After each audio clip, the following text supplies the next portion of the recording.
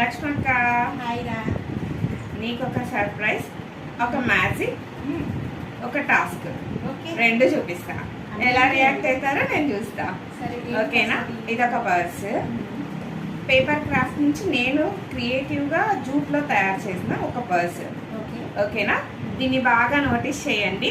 Okay ఇక్కడ 100 rupees, ఇక్కడ 500 rupees note చూడండి. చూసారా ఎలా ఉంది?